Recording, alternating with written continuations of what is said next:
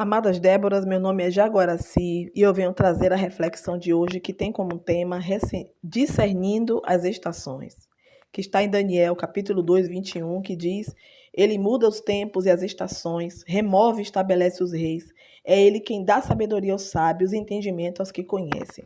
E esse versículo 21 é uma parte da oração de exaltação e louvor que Daniel fez a Deus depois que Deus revelou a ele o sonho do rei Nabucodonosor.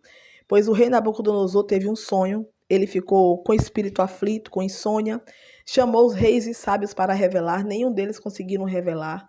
E o rei então ficou tão irritado que decretou uma ordem de morte a todos os sábios entendidos daquela época. Então, houve assim um momento de tribulação ali naquele momento, e Daniel chamou o comandante, perguntou a ele o que estava acontecendo. O comandante revela a Daniel.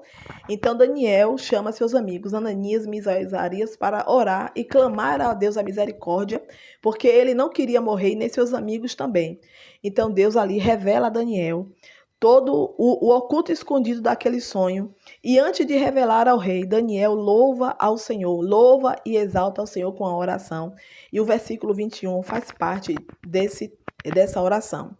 E o interessante é que o tema é discernindo as estações. E discernir significa que é entender o que Deus está fazendo.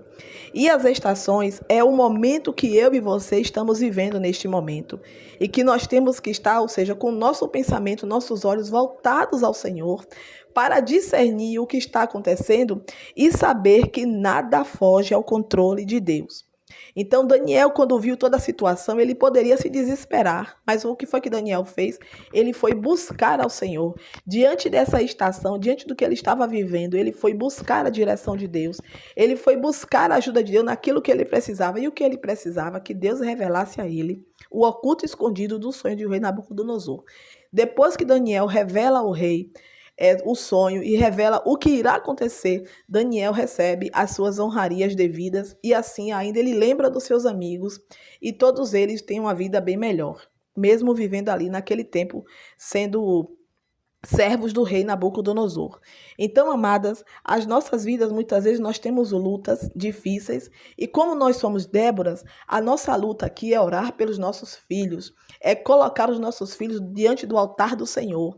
E eu não sei qual estação você está vivendo aí, minha irmã. Assim também você não sabe a estação que eu estou vivendo. Mas uma coisa eu sei, minha amada, que esse versículo de hoje mostra que Daniel louvou a Deus após receber a revelação do sonho de Nabucodonosor. Então, amada, nós também devemos louvar ao Senhor, mesmo diante das dificuldades que nós estamos vivendo, em ver os nossos filhos andando em caminhos que nós não ensinamos.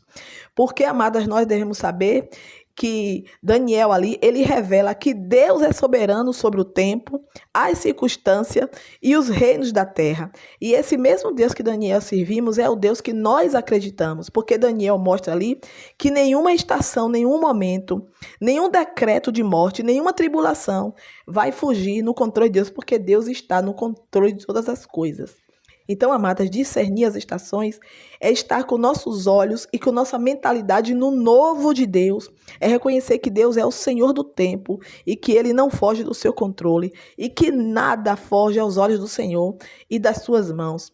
Não importa, minha amada, que situação, que estação você esteja vivendo aí com seu filho. Talvez você até já tenha sentido desânimo de não querer mais orar, de clamar pela vida dele, diante do que você está vendo. E eu quero lhe dizer que você não olhe isso com os olhos carnais, mas olhe com os olhos da fé. Porque se eu fosse olhar com os olhos carnais, minhas amadas, eu já tinha também desistido. Mas eu tenho olhado com os olhos da fé e me apegado às promessas de Deus que está na palavra, porque Deus, ele não foge ao controle de nada. Tudo está sob o controle de Deus. E eu sei que tudo isso tem um aprendizado. E lá na frente, Deus vai revelar o oculto escondido e vai trazer vitória diante da vida do meu filho, diante da minha vida. Eu creio que Deus, ele está no controle sim, ainda que tudo que eu veja pareça o contrário.